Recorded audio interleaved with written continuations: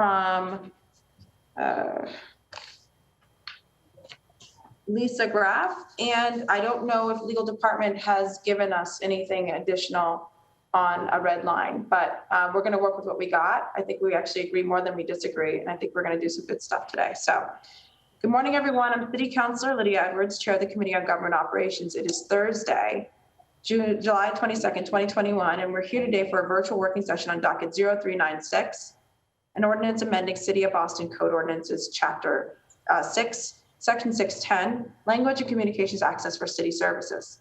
This matter was sponsored by Councillor Julia Mejia and was referred to the committee on March 3rd, 2021.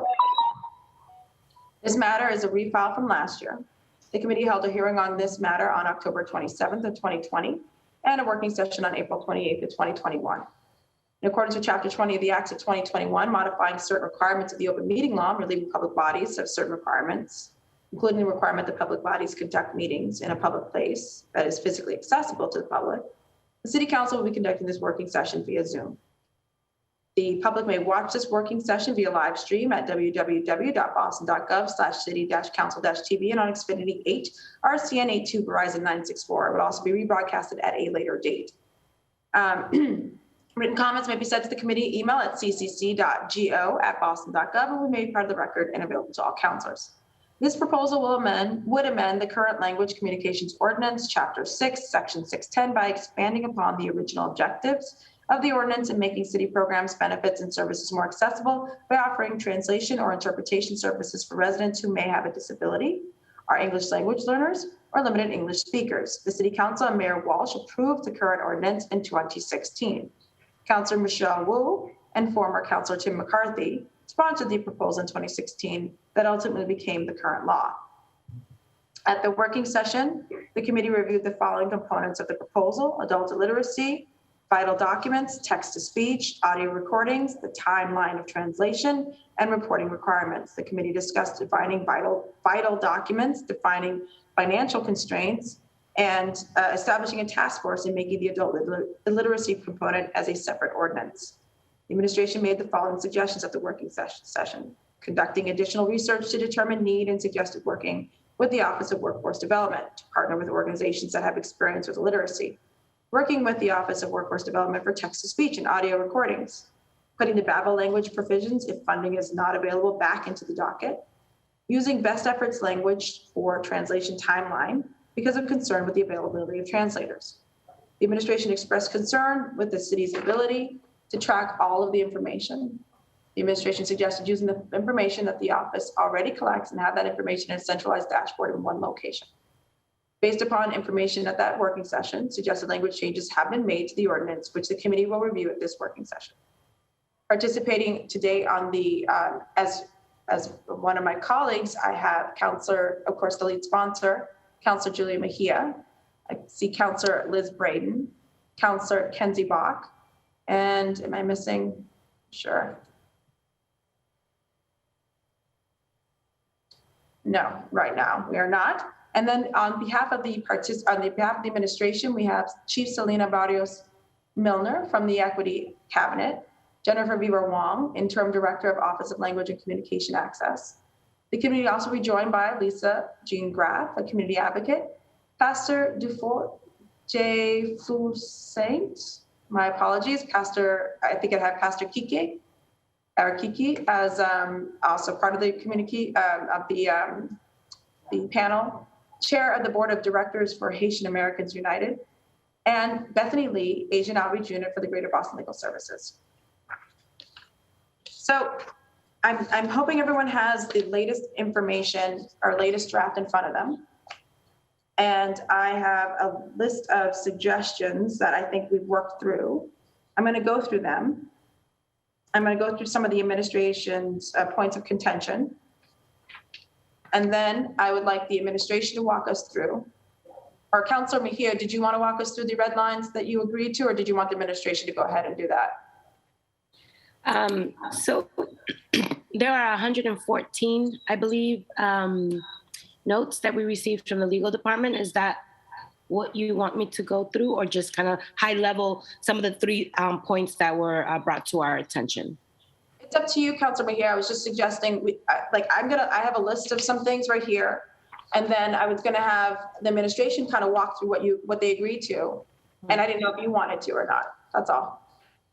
No, that's fine. Perfect. Okay. And then we will have, I know Lisa has some suggested language as well. All right. So just so we can efficiently go through it. So just as some points to note, the summary of it, the Language Access Ordinance codifies the establishment of the city's Office of Language and Communications Access. It oversees increased access to local government for ESL, limited proficiency speakers, for those who only speak languages other than English, and for people with disabilities.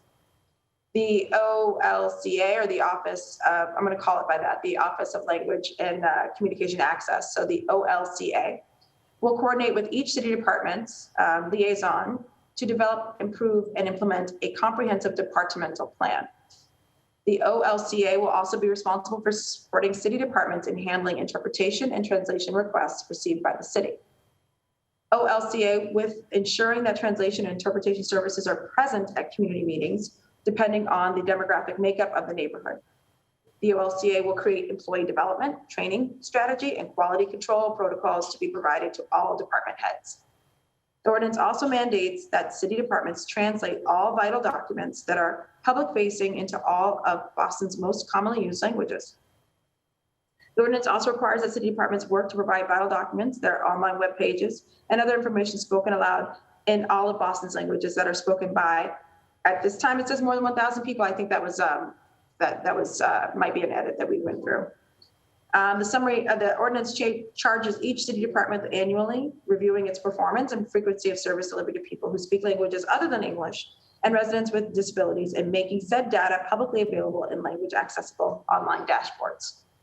The OLCA will also hold a listening forum at least once a year to seek feedback from the community on language and communications access issues in the city. So there are some points of, some points of contention that we'll walk through and may have been resolved. The change the timeline from the administration perspective, the implementation timeline, moving it from 6 months to 12 months. Ensure that the timeline for document translation follows best efforts language to be used because of concern with availability of translators. And make changes to the Babel notification from a hard date to a rough estimation, less committal, but still wanting to get it done. I believe Pastor Kike will be here to reflect on the importance of this ordinance. And we will grant him a little bit of time actually I think it was requested he do a little bit of, I don't know if the pastor is available, but they did want a little bit of time to speak at the beginning. And then finally, Lisa Jean Graff, you have some edits to the ordinance to ensure that the ordinance serves people of all abilities. And we'll go through that. So now picking up the ordinance, and is the pastor on?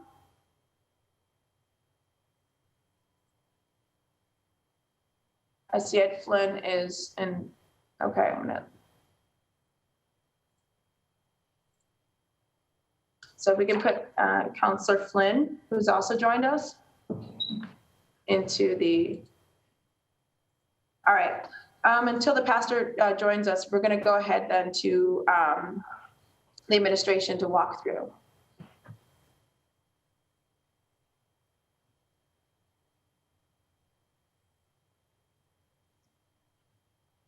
Good morning. Hi, good. Oh, sorry, Jennifer. I was just going to introduce our star, Jennifer. I'm her hype person. So I'm Chief Selena Barrios Milner, Chief of Equity and Inclusion. Good morning to Councillors Mejia. Thank you for your leadership on this, as well as Councillors Braden, Bach, and Flynn. And thank you, Councillor Edwards, for chairing this session. I'm pleased to open this session today on behalf of the Equity and Inclusion Cabinet. As you know, language and communications access it sits within our cabinet. We're pleased to be here to present on the progress we've made towards making the City of Boston more accessible to persons who speak a language other than English and persons with a disability since we last met in April. Thank you especially to Councillor Mejia for all your work in drafting the amendment. We know that over 100,000 Boston residents speak English less than very well. They self-reported. And our LCA office is determined to make city services accessible to all. And in this way, help carry out our goals of creating a more equitable city. As an immigrant and someone who arrived to this country not speaking English and went through ESL and other programs, this is an issue near and dear to my heart. And it's also an issue of great importance to Mayor Janey. And so we look forward to this discussion and the prompt passage of this ordinance so that we can get towards implementation. So I know that today we're really talking about those details.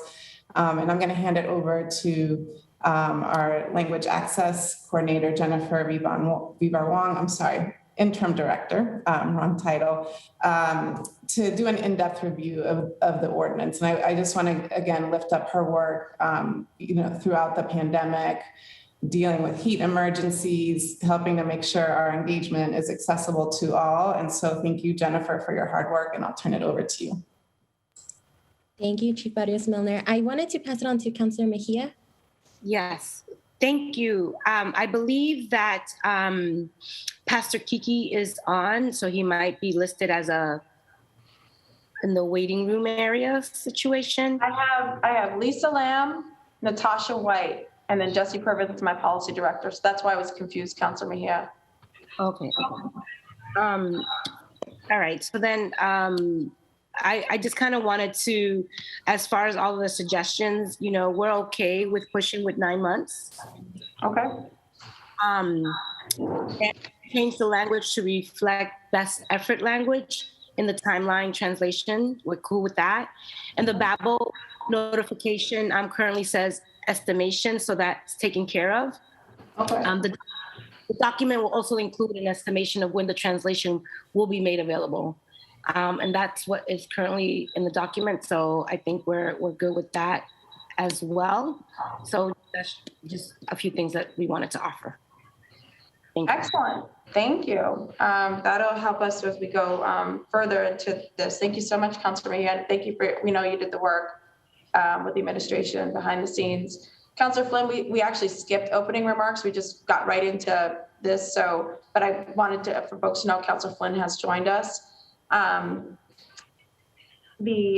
So back to Jennifer, and I will keep an eye out for the pastor, but I have Natasha White, Alisa Lamb, and I don't know if either one of them are connected to the pastor. Natasha White is a part of our team. My apologies, Natasha. I am so sorry. And my apologies. So Councillor Mejia, whenever the pastor joins, I will certainly interject. So Jennifer, or did the administration want to walk through the edits that they had? Yeah, perfect. I just wanted to also acknowledge, I think, Lisa, you had your hand raised, and I'm not sure if that just was in partnership with Councillor Mejia's comment. Oh, I'm sorry. I think we can't hear you.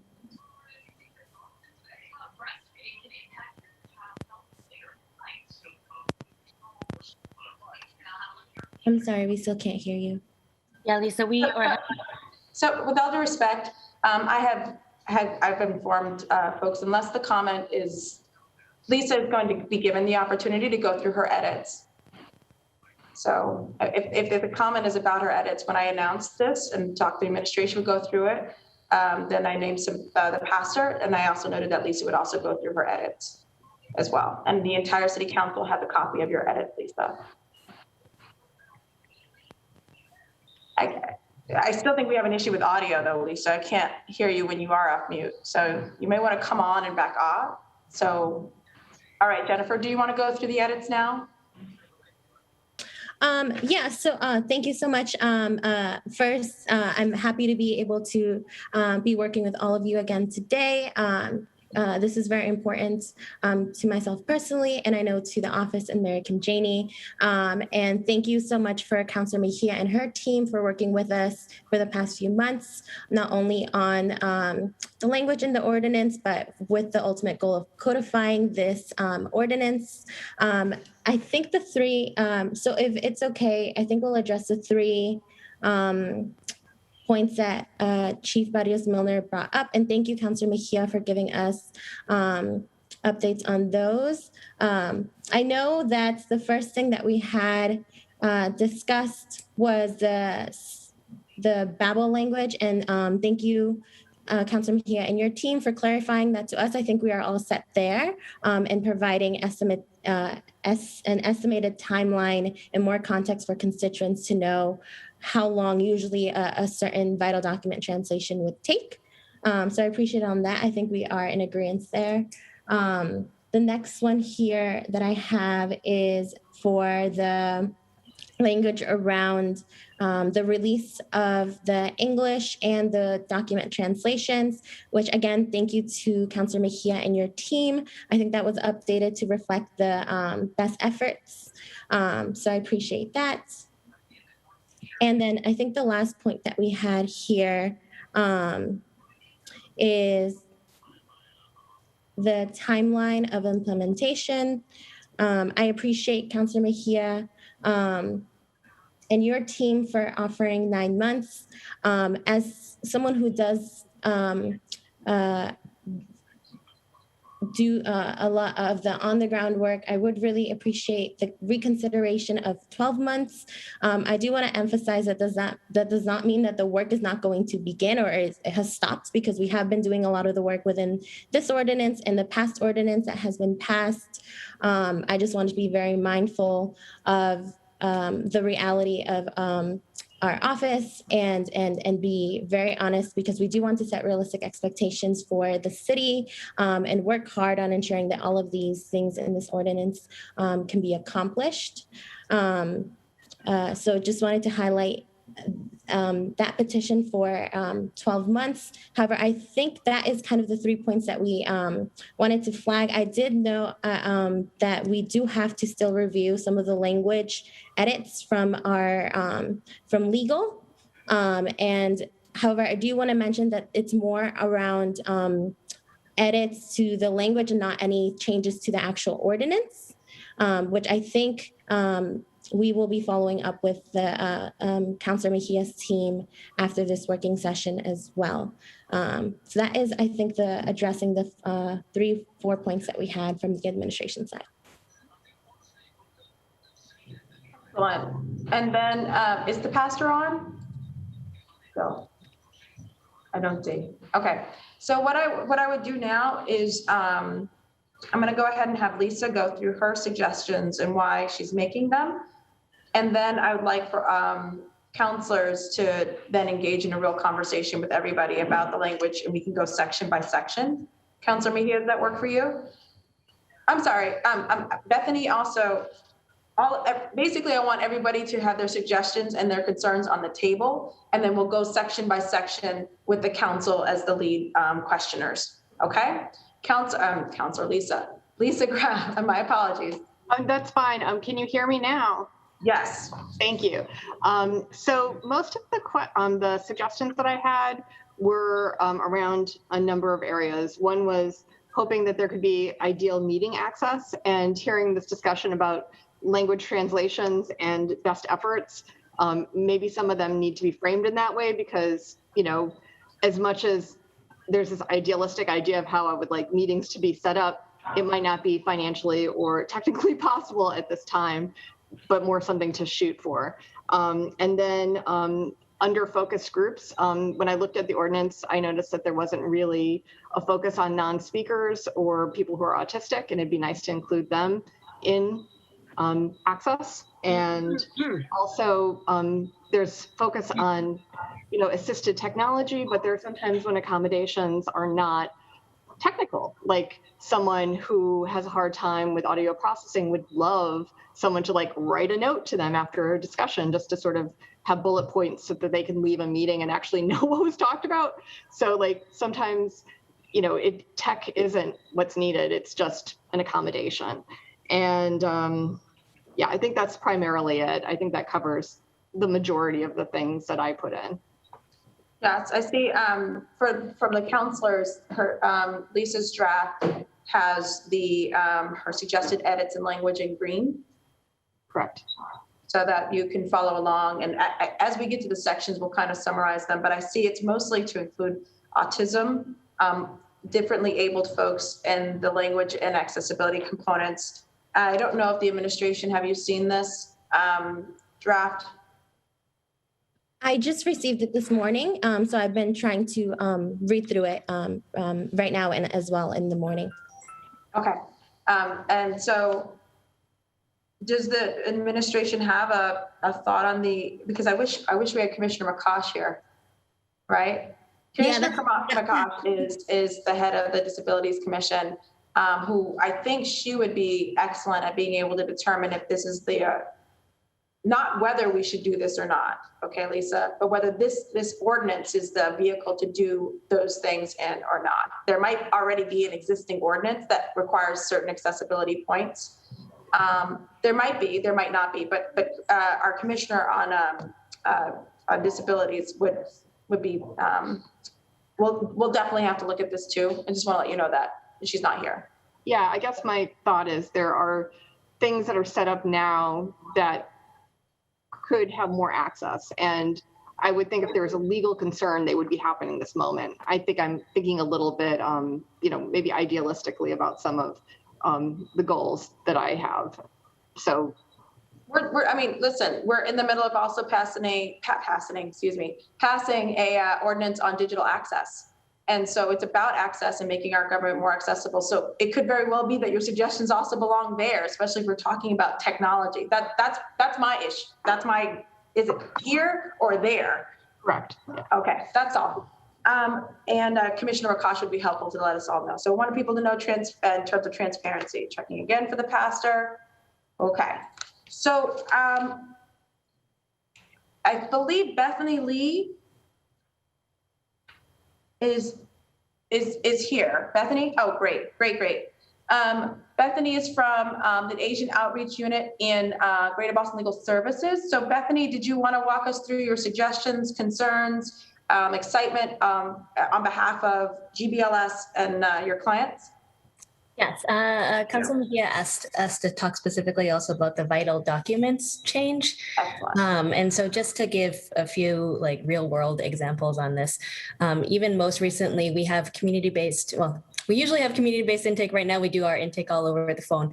And even just last week, we were working with someone who, in trying to make sure she had access to child support, we ended up being the ones having to walk her through the initial application form for the Department of Revenue, right? And so, first to emphasize that I think there's a lot of documents that are not readily accessible to people and that really need to be. I mean, honestly, I was kind of astonished that, in working with one of our interns, we were kind of astonished that this was not translated.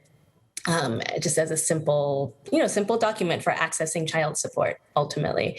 But also that even if it is translated, there needs to be so much more that needs to be done in order to actually make it accessible. I just think the more that can be kind of that can be explicit in terms of the access, the better, because it's not necessarily the case that just because it makes it much easier, right? So for example, when we're dealing with benefits applications and trying to get people onto SNAP, it's nice and easy to be able to say, hey, go to the website, go to the top, the top right, you'll see but we have to walk them through step by step.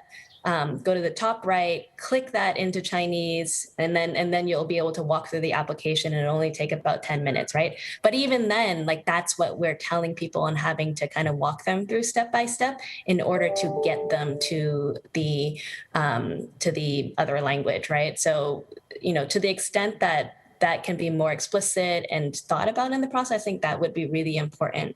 And then just another example in terms of our work in Malden with with requirements of the Voting Rights Act, which actually make in Malden in particular, because it's a 203 jurisdiction, everything that's in English related to voting needs to be translated into Chinese, given the percentage of the population there. And that's important, but two things that jump out at me in terms of making sure everything's translated, or at least in this particular case, the most important documents, right, vital documents, is first that I think this has been raised before, but I think always worth emphasizing again. When we first started looking at the documents that were translated, or even the websites that were translated, much of it was done via Google Translate and just didn't make sense. So making sure to have some sort of quality control for that type of translation is important. And then second, just that ultimately it's not just about the documents, which I think you all know. Ultimately what's resulted from the process that we've engaged in with the mayor in Malden is that they've actually hired a trilingual Mandarin, Cantonese, English speaker in the elections department. And that's what I think will make accessibility real for voters, for Chinese speaking voters in Malden. I'm very excited about the focus in general on language access. So thank you for that. And thank you for your leadership. Yeah, thank you for your leadership and all the work that you guys have done throughout the Commonwealth. But I just want to make sure I understood. So you were okay with the definition of vital documents, or you had some suggestions for it specifically? I think the more expensive it can be, the better. So I'm okay with it. I think this is a good foundation. I understand the financial constraints. I think if there's some language elsewhere that I think if there are right underneath, I think that I think trying to figure out what that process is for if a document isn't translated but someone needs it, like having that process. Whether it's a person or, something that's very, very clear and beyond clear, actually, I should say, I think even when things are clear, people don't want to jump through that extra hurdle. It feels like it is a barrier, right? It's just like an extra thing. They know it's not accessible to them, so they're not going to bother with it. So some sort of very, very clear process that makes sure even where that document isn't translated, they have access to it. So almost like a pipeline to translation, or at least which I think the OLCA, Office of Language and Communication Access, will probably be that point. I could tell you once it's up and running, and it is, but I mean, once it's codified and we have additional budgeting, I look forward to being able to tell my constituents, this is a complicated form, wherever it came from, whether it's from the city of Boston or from the federal government or, whatever. And here, maybe they can help connect you to an interpreter. Maybe they can help connect you in community access. So I think we, as part of the 1-year annual check-in, which that is also codifying, we'd be working with Jennifer in her office to make sure that we're looking at and reassessing constant pipelines to forms, making sure we got all of the forms, or if there's new forms that are created, or, we're creating a new office of participatory budgeting, new forms, how do we pipeline those and make sure that they're translated? So I think we have that commitment completely. That would be great for them to be like the point. Yeah. Okay. We've also been joined by Councillor Michael Flaherty. So what we're going to do now, unless the pastor has, I don't know. I don't, Councillor, I don't. I'll check in with him to see if he's going to be able to join us, but I really do appreciate the constant checking to see if he's there. Thank you. I want to make sure he feels, he did specifically ask to come in, and I want to make sure that he is, I'll keep checking. So were there other advocates signed up to speak to the language? I think we had Bethany. We had, because if not, we're going to go to the councillors now. We're going to go section by section, and the councillors kind of leading that conversation with everyone answering. I only have Bethany. Okay. All right. So we have the current red line document. We want to go section by section, forgetting the whereases and going right into the language as introduced. Councillors, if you have on section 1, if you have suggestions or questions, I'm just going to go in order of arrival to Councillor Braden, and Councillor Bach, or Councillor Mejia, excuse me, but it's her. I'm assuming she's good with it because she introduced it. So the order of arrival is Councillor Mejia, then it would be Councillor Braden, Councillor Bach, Councillor Flynn, and Councillor Flaherty. So on section 1, which is where our focus is right now, are there suggestions? Are there questions? Are there? I just wanted to quickly just say to Lisa's point, I think what we can commit to is looking into a more intentional communications access plan in the future that specifically is designed to assist individuals with different levels of abilities. And so, Lisa, we'd like to work with you and other advocates to do just that. And I really do appreciate Councillor Edwards' comments in terms of like all of the different potential spaces that it may live, so that it's across different initiatives that we have here on the council. So thank you for that. And then the last piece is we're good with the first section. We just really want to highlight that the last sentence is like a vision statement. And it's crucial that we're focusing this ordinance on the people that it's designed to help. So kind of like just with that in mind. And to Bethany's point, the purpose of our definition of vital documents is that it is broad enough to encompass documents that constituents need to access service and provide information. And so we relied on the US HHS Civil Rights Office for their definition, which we feel is a good place to source as a definition from. And in regards to your point about hiring people who are bilingual or trilingual to serve in departments, we definitely like to see that as perhaps probably in our language access 3.0. But I definitely think that that's moving in the right direction in terms of how we move from there. And I know, Jennifer, earlier you mentioned we were initially advocating for 6 months. You all came back with 12 months, and then we figured if we meet 9 months, that would it's a healthy compromise. So there's still going to be a little bit of push and pull in with that specific bullet, but I think in our best effort, going from 6 months to 12 months is a lot. And so I'm just curious about if we're able to land on a 9 month period, just because I think that would be a good, healthy compromise, and would love to hear from Councillor Edwards in terms of her advice around what, how we can deal with this point of not tension, but just difference.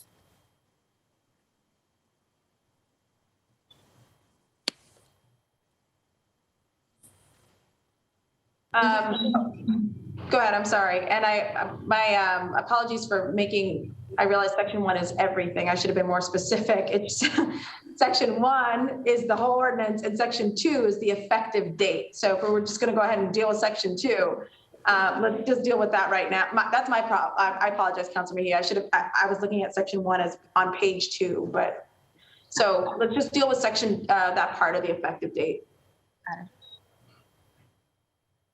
I was just trying to from you, Councillor Edwards, in terms of like the initial, our proposal was for 6 months.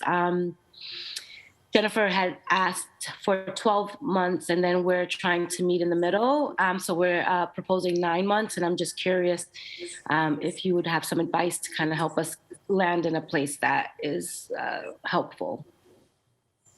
And just to include the other councillors in this, I see Councillor Bach has raised her hand. Councillor Braden was here first. So on the issue of effective date, if Councillor Braden, if you have an opinion about that, then we'll go to Councillor Bach, Councillor Flynn, Councillor Flaherty. Councillor Braden. Yeah, I appreciate the urgency or the sense of urgency in the situation. I feel that I'm inclined to be guided by the folks who feel that what's sort of doable and achievable, and if they feel that it will take 12 months, if it gets done sooner, then that's great. But I think if it takes 12 months, then I'm okay with that. And the other issue, I don't know, are we still talking about the implementation time, or can we go back to the section 1? We're just going to finish this conversation on the implementation time on section 2. Councillor Bach? Yeah, I just wanted to weigh in with a ways and means lens, which would be that it wouldn't be crazy to make full implementation July 1st of next year, only because, so there's a reference in the thing, right, to the idea of sort of like full resources for everything, and that is our budget year. So like I would certainly expect the administration, whoever it is, to be coming to us in the budget process next year saying this is what we need in order to make this real. And that's obviously the date on which all those resources become available if approved. So that would be my thought, would be rather than necessarily ticking a month number from whichever day we vote passage, actually tying it to the fiscal year. Yeah, that sounds reasonable. Councillor Flynn? Thank you, Councillor Edwards. I would probably, I agree with the 12 months. I just want to make sure that when we do something, we do it right. If the administration is seeking 12 months because they think they're able to accomplish this goal in 12 months, I would respect that and support that. Certainly, we would want to do it sooner than that. But if the administration is saying in good faith that it would take 12 months, I'm okay with that, Councillor Edwards. And I have other comments, but I'll hold off. I know we're just speaking on this issue. So thank you, Councillor Edwards. Thank you. And then I think Councillor Flaherty had to step off, but I get the fiscal component. I also think there's ways in which we can have a check-in. Like there's percentages that should be done by certain dates, Councillor Mejia. So to say within 6 months, and then prioritize the departments that absolutely need to be ready to roll in 6 months, and those are the ones that are the most front-facing ones. Let's say the vital, like birth certificates and marriage licenses, or you know what I'm trying to say. Like if you were to prioritize for us specific offices that are highly trafficked and highly used by people, and say in 6 months these are the priority, in 9 months then these ones, and then by the fiscal year the whole city, maybe that would be my suggestion, because I think it's our concern is that waiting for, and I know Jennifer, you're going to say we're going to be working on it the entire time. It's not like we're holding it back to bam in 12 months, right? I get that. But maybe if that's the by 12 months is when the product is finished, but we prioritize certain departments for your office so that we are moving it along. Does that make sense? Would that be something that's a partnership so we can, as a council?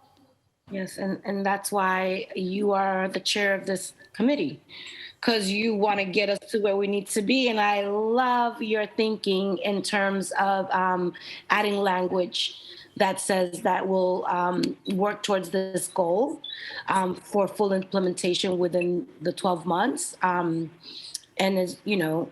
so yes, and with perhaps we can have something in written agreement of progress reports every quarter, right?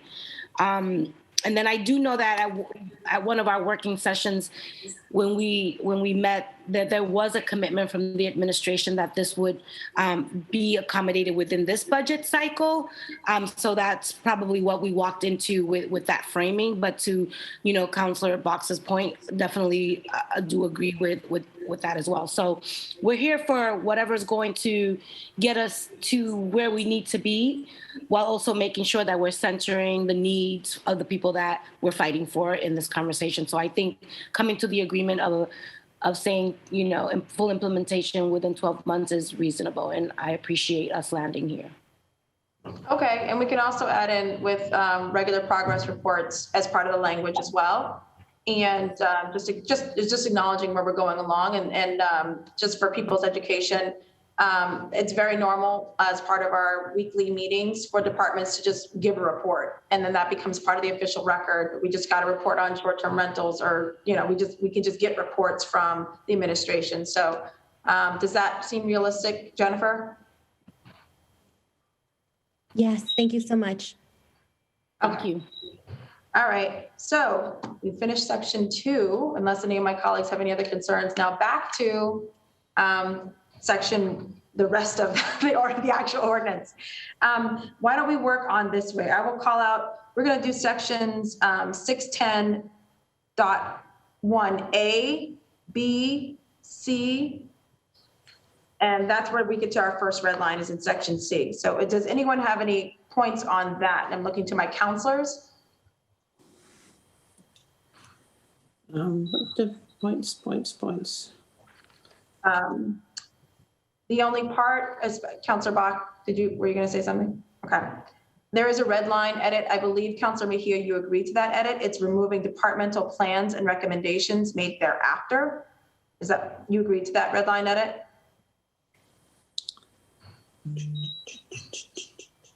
Yes. Okay. All right. So Council Edwards, are we still on 610.1A? Yes. Okay. Go ahead. Or A, B, and C. So if you have any suggestions in those language parts. Okay. Moving then on to sections, we're just going to call it 1D, 1E.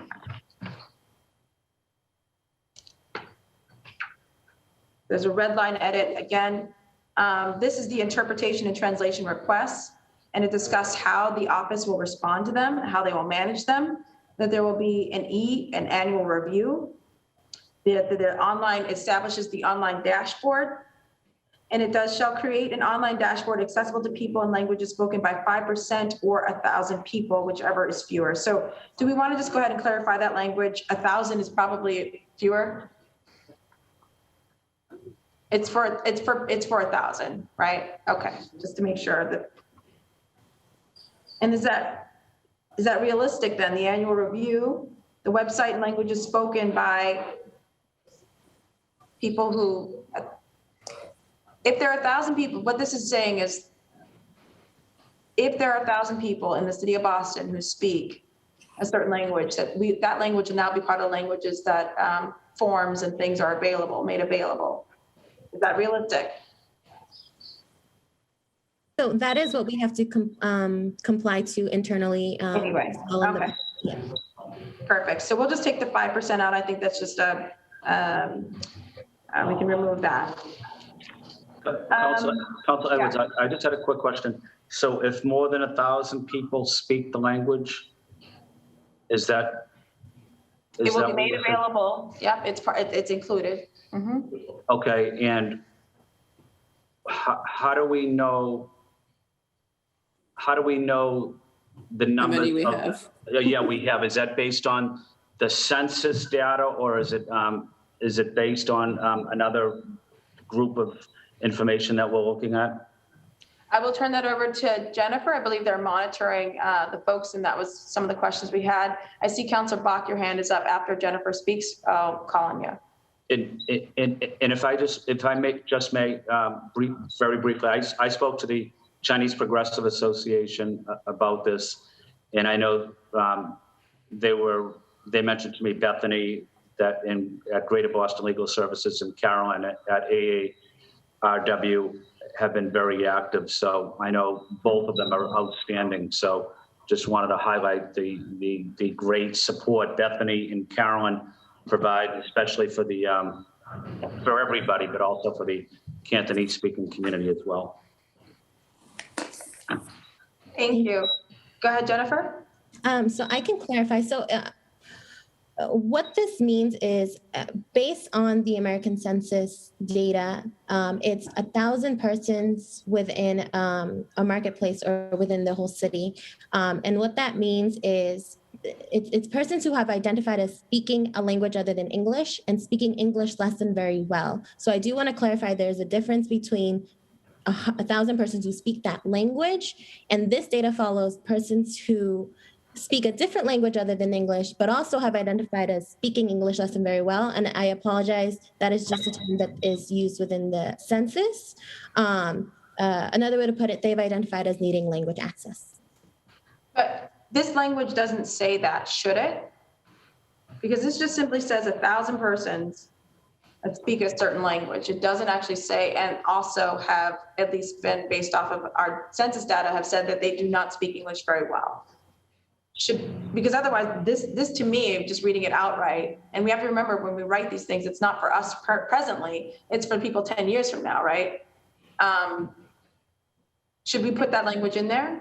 I do want to make a flag. I think this is going to come, and I apologize to all the council. I think this is going to be a follow-up from the administration because this was something I think that was highlighted by legal.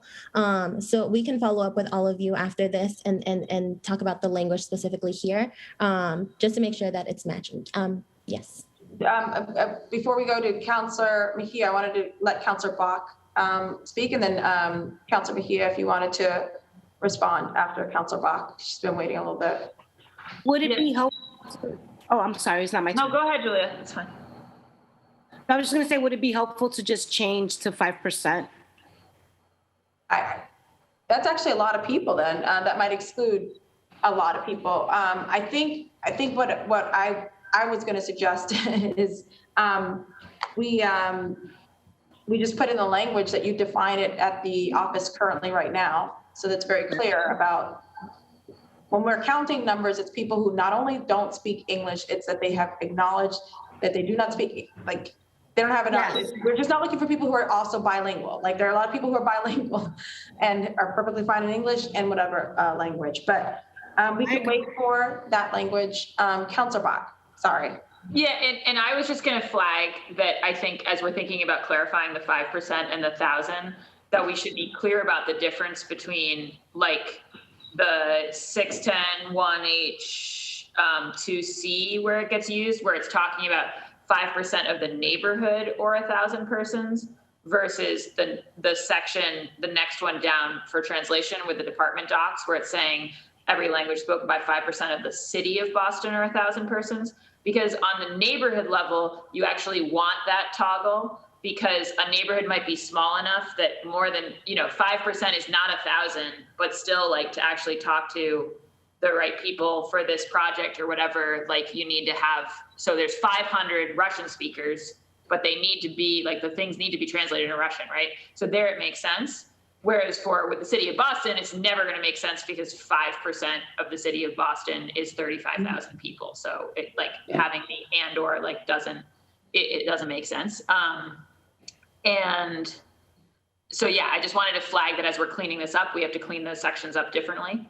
And then I would just say that, I mean, the translation of all vital docs by departments, that second one, that is a very low threshold. So I would love to know from Jennifer, how many languages, once we make the clarification that I agree with Councillor Edwards and Mejia, we should make, right, that we're talking about people who need these docs in the other language, right? As opposed to like, I studied Spanish and, right? Like, but once we do that, like if we actually set a threshold that's any language that's spoken by 1,000 people in the city of Boston, how many languages are we talking about? Because that's a more static number than the neighborhood by neighborhood analysis. Then so that I'm clear, so that I'm hearing all of this, let me translate this in my own way. That it should just read 1,000 people who speak languages other than English and speak English less than very well, period, right? Is that? Yeah, I mean, it's getting a definition that basically gets to that goal. Yeah, for this section, right? Yeah. Thank you for that. But I think the question to Jennifer was, how many we're talking about? Yeah. So vital documents, it's the top 10 languages within the city. And the reason why we still use the metric, and again, we'll go back and refine that, is because next year or the years after that, it might not be top 10. It might be that there's 11, or there might be 12, or there might be et cetera, et cetera. So for city vital documents, it's the top 10 right now languages. Would you like me to? Right now it's the top 10, but Jennifer, what I'm asking is, do you guys have a count of how many languages are like this bar would require you to do if it's 1,000 people? Because my sense is that this bar is quite low, and that there could be 40 languages that 1,000 people in the city of Boston speak. It's a 700,000 person city. So I just want to make sure that we like know, you know, sort of what,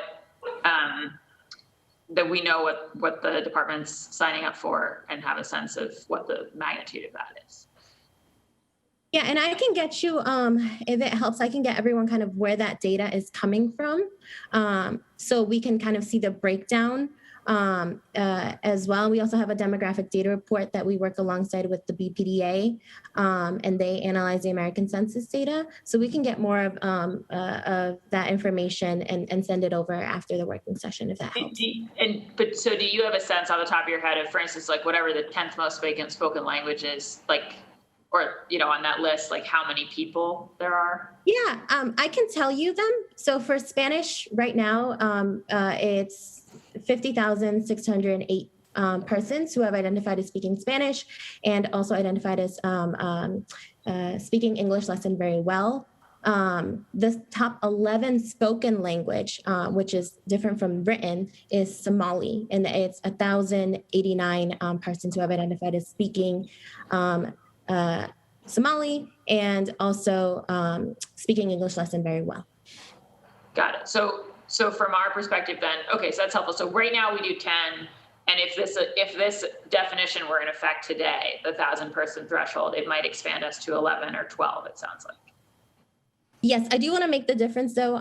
What I was reading now is based on the top spoken languages. When it comes to written, I think the difference is because it's 10, it's because of in the top spoken, it's Mandarin and Cantonese. And in the written, we have simplified Chinese. Right. Okay. Great. Thank you. Councillor, I think Councillor Braden had her hand up, Councillor Flynn, and then Councillor Mejia again. Yeah, I'm just trying to get my head around the percentages. I know that when we sent out our public health information last year at the start of COVID, that none of it was translated into Portuguese. So that was a big problem out here. And we didn't have Russian either. So,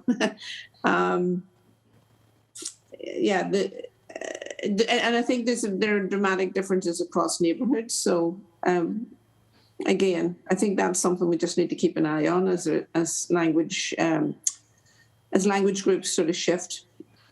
And then the underlying question is their proficiency, comfortably using English or whatever is sort of a critical piece. Because I do know we have folks who can have limited English, but you know, it's, yeah, I'm just trying to get my head around how this is going to be utilized, you know, for on a neighborhood by neighborhood approach, because one size will not fit all across the different neighborhoods depending on the demographics and language groups. Yeah, I'm not quite clear on how this is going to be operationalized at the neighborhood level. Is it okay if I respond? Yes, please. Yeah. Yeah, so we also have a breakdown, which I think was also something that was highlighted in the ordinance with Councillor Mejia's team of the neighborhoods. Again, I'm happy to send you all afterwards the neighborhood breakdowns. But for example, and I do want to clarify as well, I know that Councillor Mejia's team also brought up the need for also working with communities and understanding the need there. So LCA has taken steps to kind of work with ONS and get more data on the languages that are spoken within these neighborhoods and the language access need. And we're looking at, again, once we hire a research assistant, also expanding, right? Because as we know, there's a huge amount of data that there's a lot of populations, specifically, undocumented immigrants who may not be reported in the American Census. So we are working towards getting to that point where we add to this data, but right now, what I can do, it's not the top 10 languages for all the neighborhoods. It is broken based on the American Census data, and we can send that afterwards if that helps everyone to kind of visualize the breakdown. That's helpful. Thank you.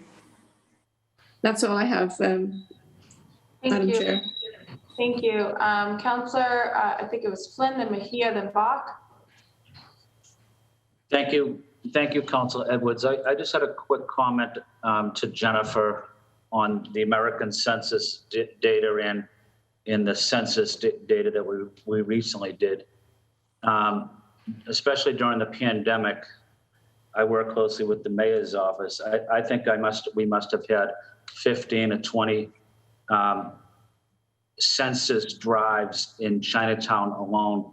I just wanted to make sure my residents were counted, especially undocumented residents and neighbors as well.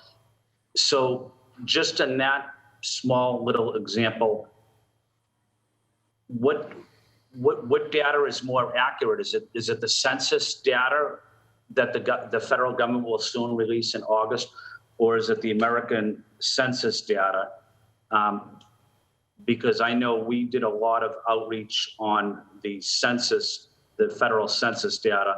So just as a point of clarification, why would you use one and not the other? And would the data that we worked on for the census, federal census, also be included in that?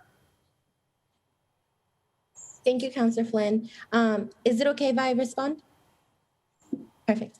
If you have, so as I mentioned, we are looking at ways to expand the amount of data that we have to help our breakdown. So if you do have data that you would like to send us over, we are working, I know, as I mentioned, we are working with getting more feedback from ONS liaisons and also expanding that as we move towards getting someone else to fill the research position, looking at other ways to look at other data, include that into the metrics that we have.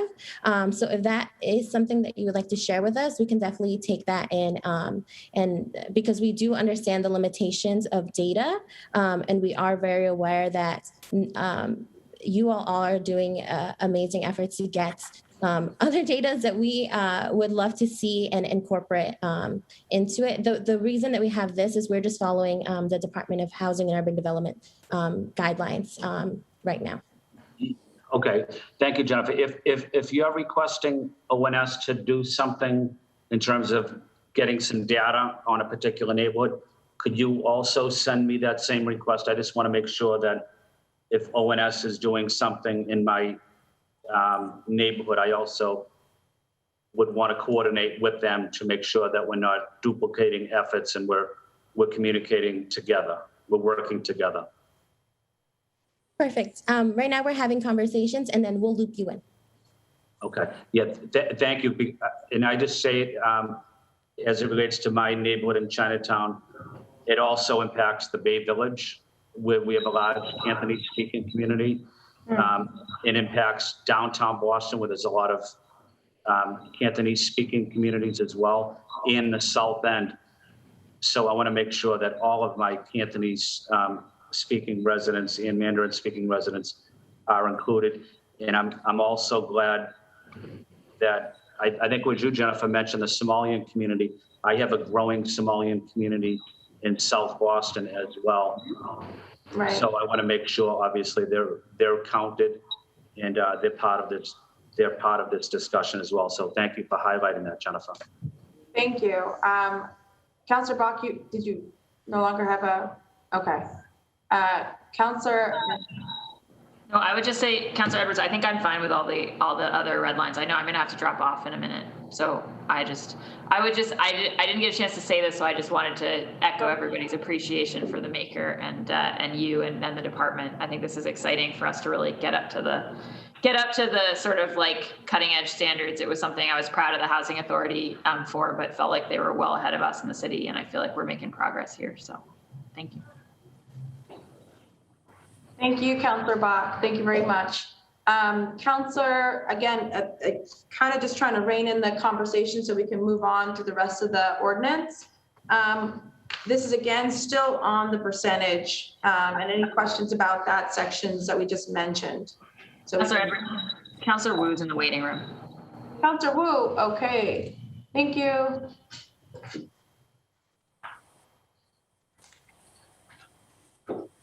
All right. So we're again on the section dealing with the percentages, the annual review. This section, previous section we discussed establishes the office of formally legislative. The office exists, sorry, not to dismiss, but it makes it part of the law so that it can never not exist.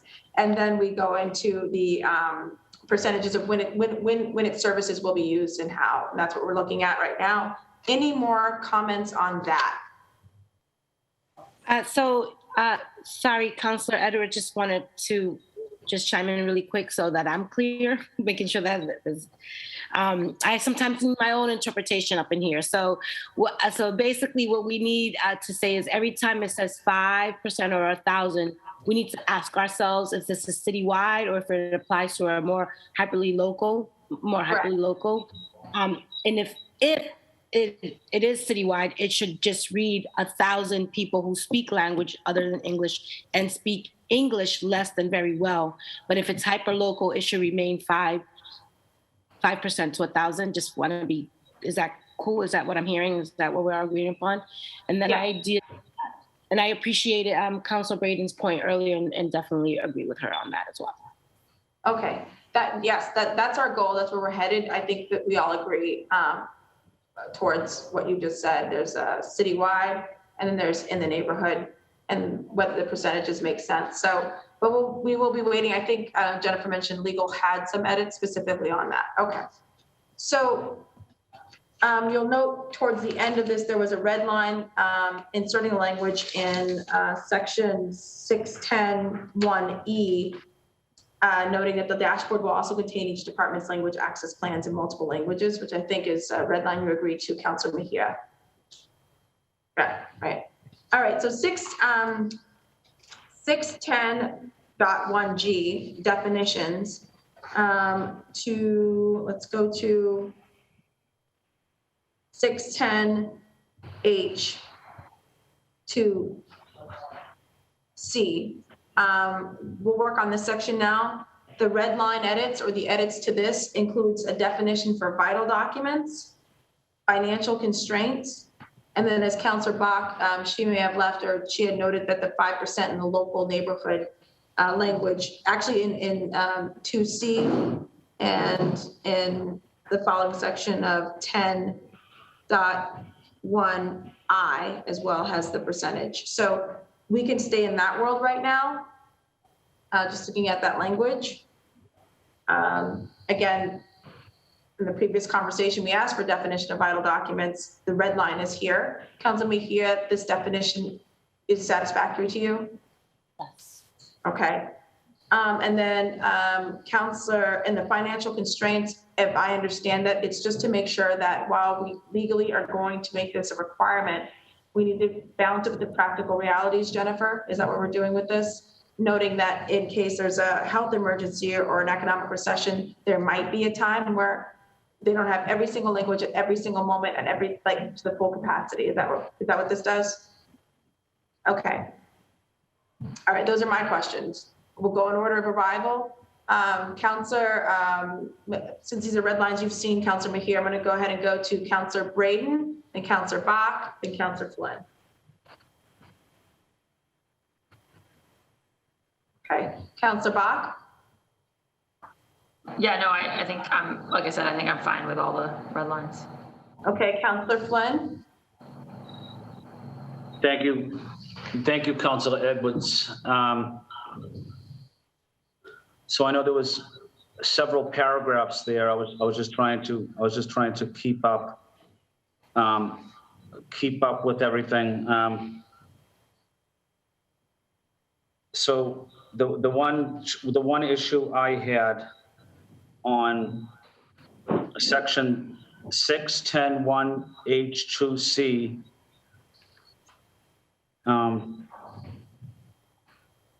so all communication regarding the meeting, including posts at the Boston Public Notice Board in the meeting's language access and disability accommodations, will have a contact phone number and email to the OLCA, as well as sponsoring, the point of contact.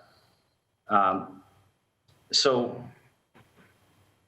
My concern is when, and I think that's good, we have that information. My concern is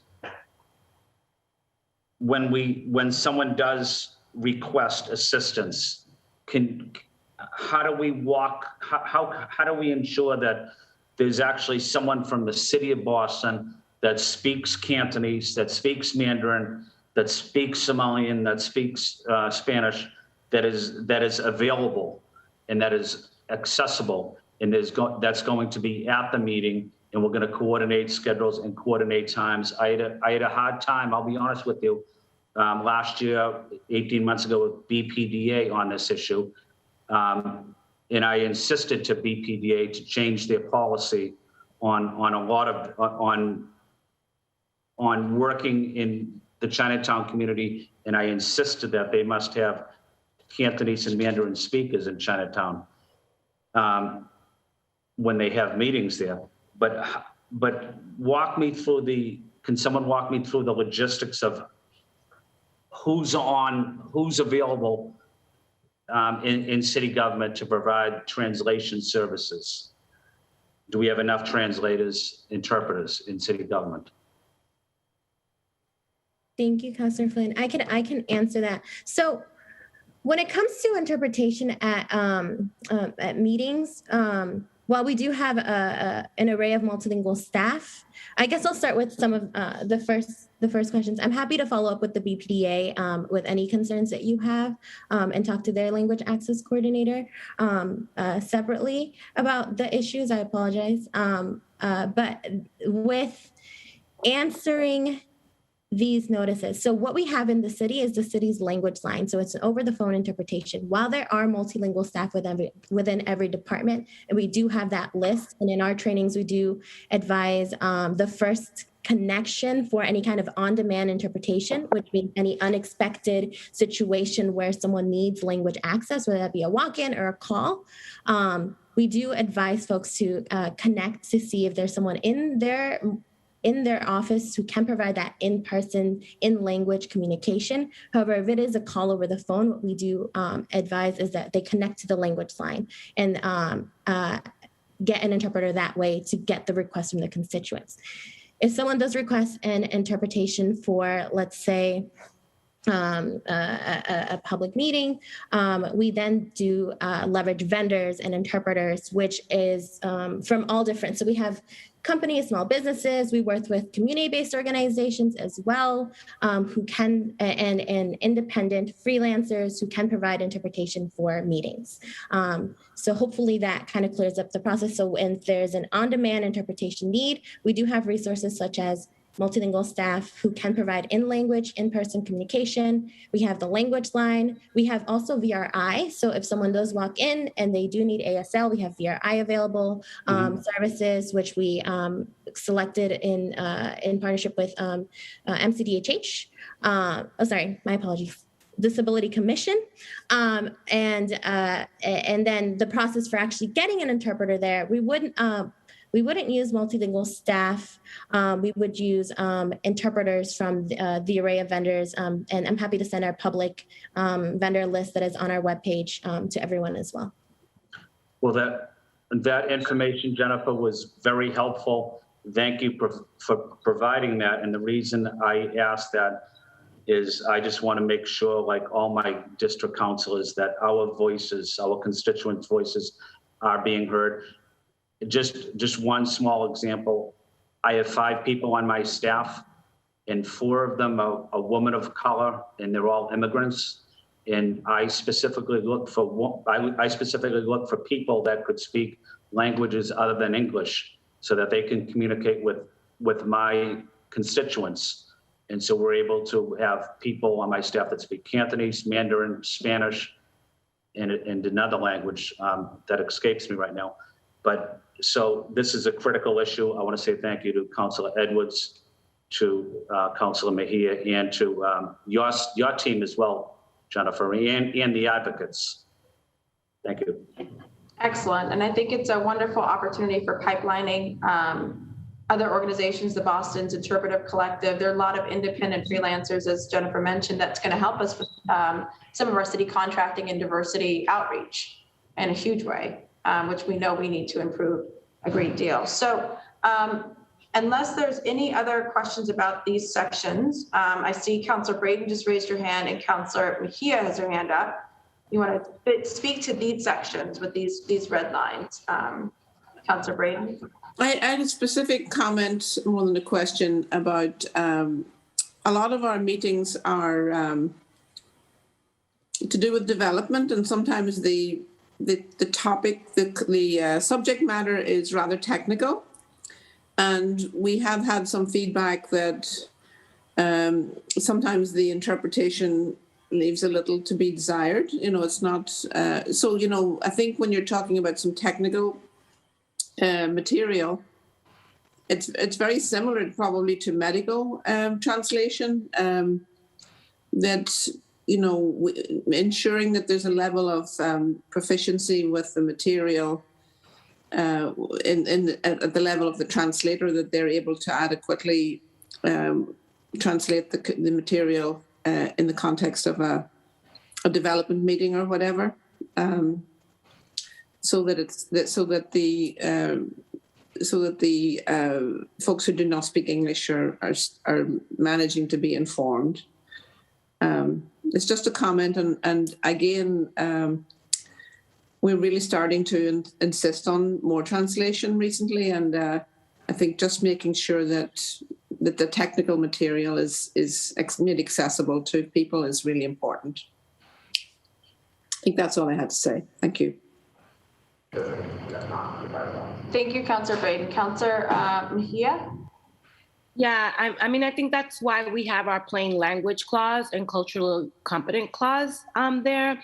To Councillor Braden's point, that's something that is designed to ensure that people are not just, it's not just about translation, but that original speakers are speaking in ways that it's meant to be. So I just want to kind of underscore the importance of that. And we saw with flattening the curve and social distancing, what that was like even for native English speakers, right? And so just really being super mindful around that. So I think dead on with that and agreed, just making sure that we have that plain language and cultural competent clause in the document.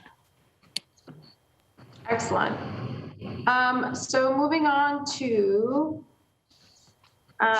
so we just went up to section 610.1/I. This is dealing with translation and requirements of when, I guess, it will kick in and the translation guidelines. So we'll deal with section I and section, actually let's just deal with section I. It's pretty big and there's that's where the remaining red lines are. So let's just deal with that. So and Councillor Wu, sorry if I failed to recognize that you were here. Did you have any questions about any of the other parts? I'm sorry if I No problem at all. Okay. I'll pipe up when I do, but I'm good and just wanted to be here to support. Okay. And as one last time, call for the pastor. I don't see him. So, but I am looking. All right. So section I deals with the guidelines, the translation and what we're supposed to do. Again, we have the 5% and the 1,000 persons for vital documents to be translated in language spoken by 5% of the population of the city or by 1,000 persons, whichever is fewer. I think that we're going to use the language, or at least wait till legal to come back with defining what that 1,000 is. Okay. Departmental translation guidelines, the red lines start, if a city department is unable to translate in accordance with the preceding paragraph due to lack of funding, the department shall make arrangements with OLCA to contract. Then the red line, if financial constraints impede the city's ability to have a document translated, it will put in its place a Babel notice with information on how to get the document translated, made available in the most commonly used languages. The document will also include an estimation of when the translation will be made available. This is a red line, I believe, Councillor Mejia, you agreed to, and it's consistent with the financial constraint. Yeah, perfect. Okay, and again, just let me go through the red lines and we can go to the counselors. In section 610(1)(I)(2)(D), it discusses the timeline of translation for documents and information. And that's where the best effort possible language is put in. So it reads, any information that is deemed necessary to translate into the most commonly used languages shall be released at the same time that the information is released in English, to the best effort possible. And then finally, the section in the section 6 is removed or adjusted for the text-to-speech requirement. And instead it states city departments will strive to provide information, vital documents, and city web pages in a way that accommodates individuals who cannot read or write in any language based upon the recommendations of a literacy task force. So go in order of arrival again, Councillor Mejia, and Councillor Braden, Councillor Bach, then Councillor Flynn, and Councillor Wu. I'm fine with all of those. Okay, Councillor Braden. I'm fine with those as well. Thank you. Councillor Bach. Yep, all good. Okay. Councillor Flynn. Thank you. Thank you, Councillor Edwards. Councillor Edwards, I just wanted to highlight one issue on letter A, small a. If a city department is unable to translate a document in accordance with the preceding paragraph due to lack of funding, so then steps will be taken. So I'm glad steps will be taken. But there really should be no circumstances, in my opinion, where the city of Boston doesn't have funding. If that's the case, if we're thinking about not having funding, and my friend and colleague is here is Councillor Bork, are we able to use federal funds that the federal government has recently given the city to make sure that this problem doesn't arise, where we're able to make sure language and communication access at the city of Boston has the necessary funding to accomplish all their goals and tasks? And before you go, Councillor Bach, Councillor Flynn, as you'll recall when we were discussing this, that's why the definition of financial constraints came in, because we didn't want it to be every single department kind of, well, we do, we don't, we can, we can't, it's expensive, it's not kind of analysis. And so we put in I think a pretty good definition of financial constraints where this would be the exception, which financial constraints refers to circumstances which impede the full and optimal level of allocated funding being utilized by a specific department. Circumstances may include, but are not limited to, public health emergencies or economic recessions. So, I'll turn it over to Councillor Bach to answer any other available funding for you, Councillor Flynn. Excellent. Yeah, I mean, I think the thing I would say is that, as we know, the federal money, although it's substantial, is one-time funding. And that's a big part of the reason we've been talking about things like the, capital investments that we really need. Like, I know you've talked a lot about the schools, Councillor Flynn, on that front. So I think that the federal funding could be really useful if, for example, in this moment of instituting this, in that 12 months that Jennifer has to implement it, there's just a huge cache of documents that need to be translated up front, right? And to your point, Councillor Flynn, to make sure that kind of we get over that hump without just saying, oh, we've got a delay here. It could be really useful. But I think it's important for us as councillors who want to see the city really committed in a thoroughgoing way to language access to make sure that we're scaling up that support in our operating budget, right? So that it's reliably there regardless of sort of federal windfalls. And I think it's a good, that financial constraints definition, to me, to Councillor Edwards' point, is really saying, like, you're only going to use that when there's something extreme that happens, right? Not as a kind of like, oh, there's not enough money, like every year sort of a thing, because that's more of a habitual thing versus something like an emergency or a major recession. So Yeah, that would be, but that would be my take, Councillor Flynn, is that certainly it could be in the mix of things we're using federal funds for if there's kind of a big tranche of documents that Jennifer needs more resources to get translated right at the start, but we wouldn't want to build on that permanently. Well, thank you, Councillor Bach, and appreciate the response and the answer. And I think also it's a responsibility of us city councilors also to advocate during budget season, to effectively advocate for the Office of Language and Communication Access, and to be more involved and more engaged in making sure that they have the resources that they need to effectively do their job. So thank you, Councillor Bach, and thank you, Councillor Edwards. Councillor Wu, any thoughts?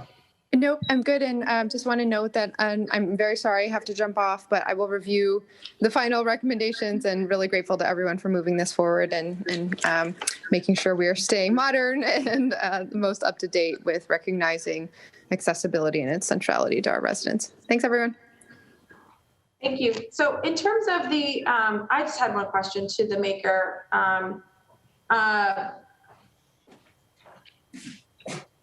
In this, we have a literacy task force noted. Is that defined anywhere?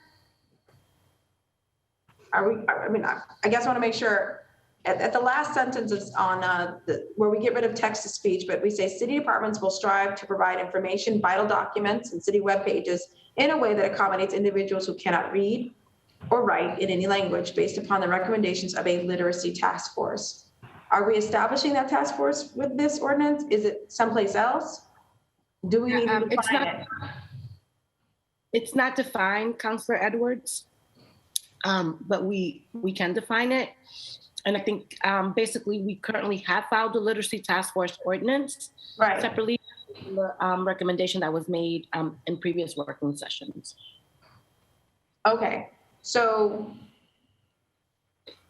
I guess I just don't want to leave this hanging. So, not saying that I don't get things done, but if we don't get to the literacy task force, if that doesn't get, would you be okay with some language suggestions from me saying a literary task force to be established formally or informally, interdepartment, some sort of fluff kind of language so that we.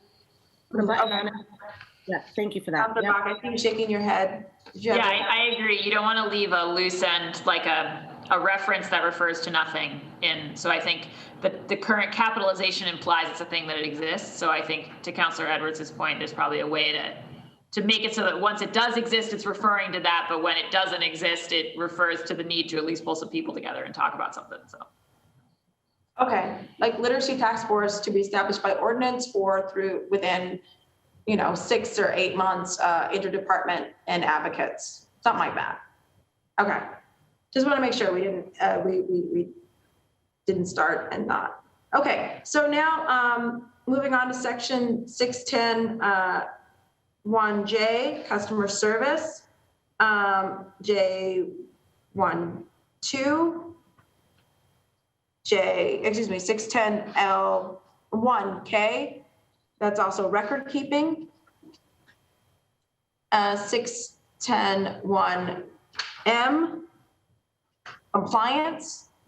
N, which is available funding. And O, which is conflict with other language access guidelines. So that would then conclude the rest of the ordinance. So if we were going to stick with those, J, K, L, M, N, O. Go in order of arrival. I think this is all original language. There's no red lines in here. So Councillor Mejia, since this is your original language, I'm assuming you're fine with this. Councillor, okay. And Councillor Braden may have had to step off. So Councillor Bach? Yeah, I'm good. Okay. Councillor Flynn? Thank you, Councillor Edwards. Councillor Edwards, maybe on number 7, OLCA shall hold a listening forum at least once a year. Conduct outreach to community groups, general public. Listening forum shall be offered. So I support all of that. I think that's excellent. Just want to know who would call the meeting? Would it be OLCA? How would they do it? Just some of the logistics of it, and how would they engage the community? How would we engage our immigrant neighbors? And maybe just a little bit of the outreach process, just so that I just want to make sure that our constituents, my constituents, and certainly my district city council colleagues as well, their constituents are able to participate.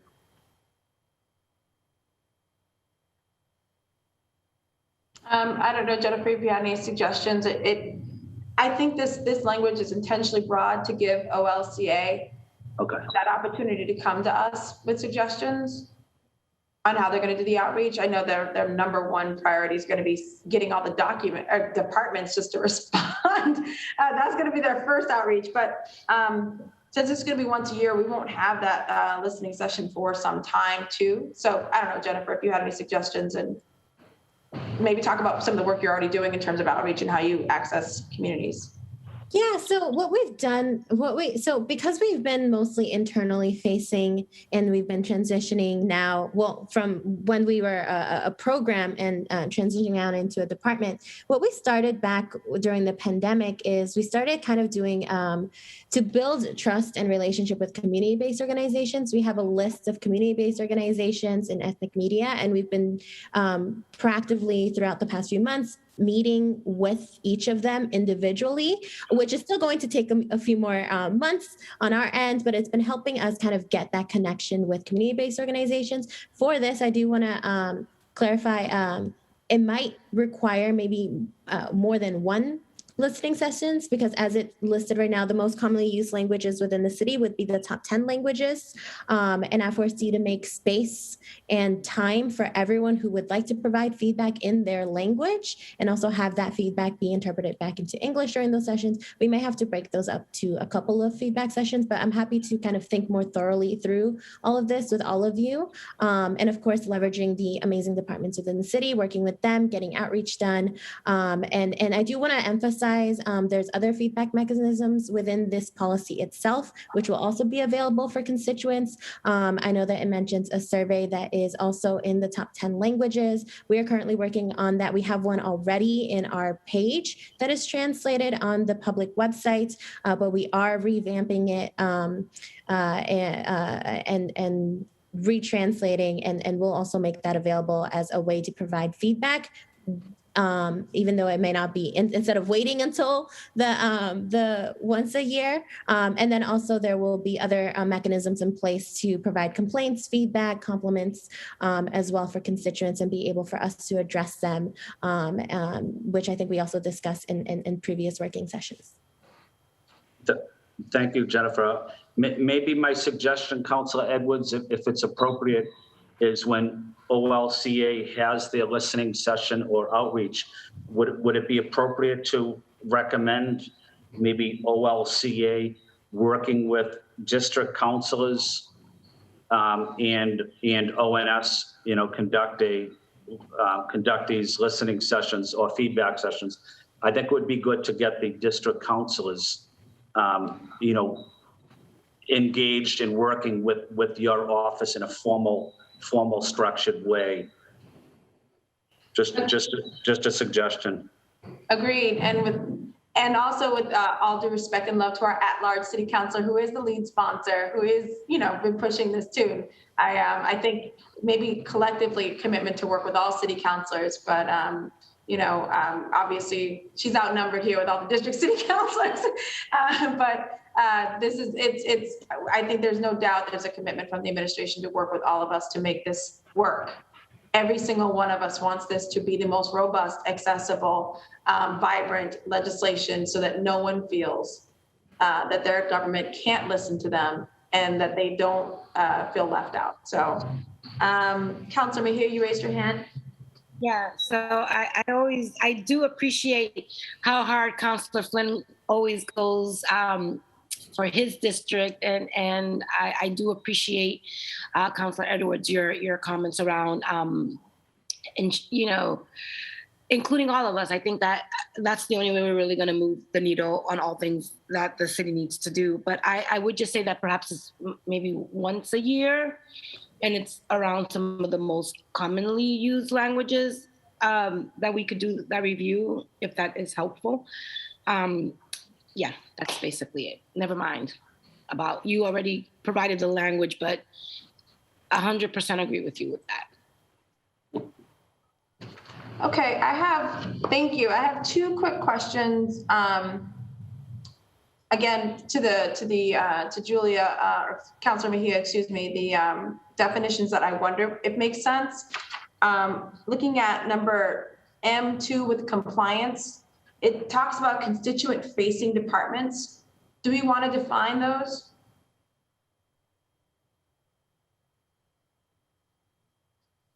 Am I on mute? Hello? Can people hear me? Okay. So as you'll see, the constituent, okay. Sorry, I was talking and I was on mute. Yes, we should do that. Okay, I'm happy to do that definition. And then I think in N, we're going to do the whole part. I wonder if we should in N, we say financial, so the sentence reads, notwithstanding the provisions of this ordinance, if a city department determines that meeting the foregoing requirements in whole or in part is not possible due to fiscal limitations or costs, I would just suggest we stay consistent with the language we used and define and put in, what is it, the financial constraints instead of fiscal limitations, just to be consistent since we defined it. Agreed. Okay.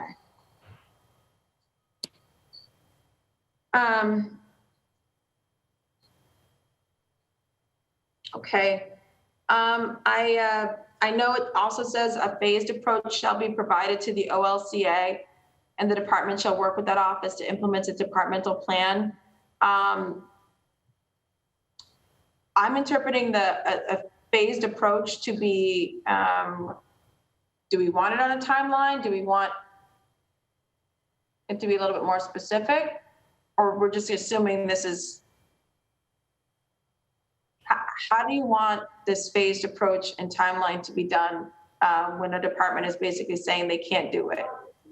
They're supposed to come back with something to say how they're going to get it done. Maybe I'm too deep in the weeds. What is feasible, Jennifer? I guess it would be helpful. That's a great question. Let's just start off with, I think, a phased approach. But I would love to hear your thoughts in terms of what would make the most sense. And what would be the most helpful. And if the language as is, Jennifer, is enough of a runway for you, yeah, then that's also fine.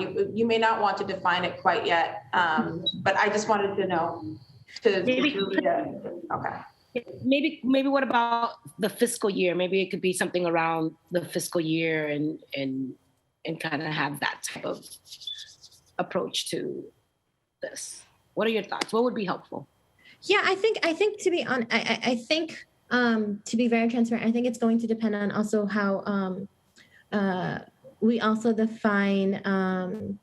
I know that you also mentioned about having set months where certain things have to be completed so that we can, stay in progress and quarterly reports. So I think depending on where we end up with that conversation and where that's finalized, I think that will give more context as to how we can approach. But I think the language there is okay for our end.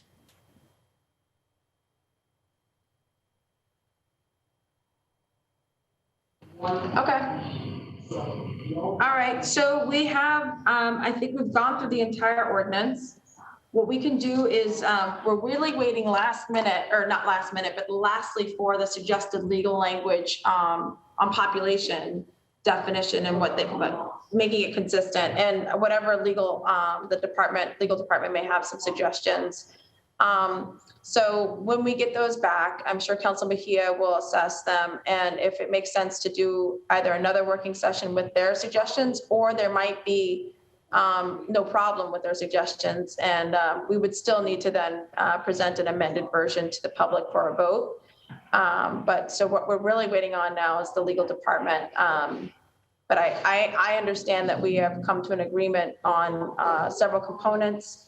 The last part was the phased in, I'm sorry, not the phased in, the timeline, which I still don't know where that landed. Were we going to have the certain percentages done by 9 months? Were we going to have certain departments done by a certain time? We landed it ultimately on the fiscal year, right?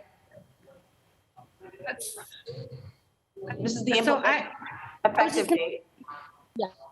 No. Oh, we can finish that, and then I do have some